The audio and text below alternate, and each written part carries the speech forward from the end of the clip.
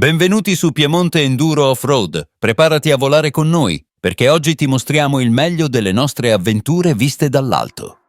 Non è solo una passione, non è solo velocità, è un viaggio dentro la natura, dove ogni sentiero racconta una storia.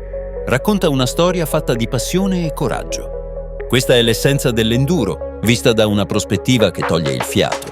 Non è solo una questione di velocità, è libertà, natura, spazi infiniti da esplorare.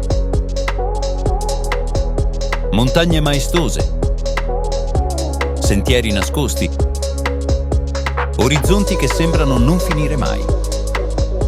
Questo è il nostro Piemonte ed è semplicemente spettacolare. L'enduro ci porta dove le strade finiscono e inizia l'avventura. Nel silenzio dei boschi, tra alberi secolari e fiumi cristallini, la natura osserva. A volte ci accompagna un volo d'aquila, un cervo che scompare tra gli alberi o semplici tracce lasciate da chi vive queste terre ogni giorno. Ogni sentiero racconta anche la storia di un ecosistema straordinario che rispettiamo e ammiriamo. In cima alle montagne, tra forti dimenticati e caserme abbandonate, sentiamo la voce della storia. Qui la fatica del percorso si mescola al silenzio della natura. Raggiungiamo queste vette non per conquistarle, ma per ammirarle, consapevoli di far parte di qualcosa di più grande. Essere enduristi significa più che cavalcare la potenza di una moto. Significa conoscere la terra su cui corriamo, rispettarla e proteggerla.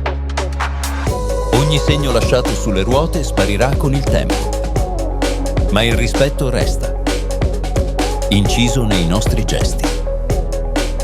Non importa dove ci porti la prossima avventura, le montagne, i boschi, i cieli rimarranno sempre lì, custodi silenziosi dei nostri ricordi.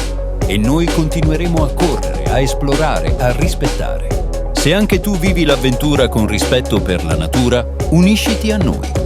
Piemonte Enduro Off-Road non è solo un canale, è un modo di vivere l'enduro con passione e rispetto per ciò che ci circonda.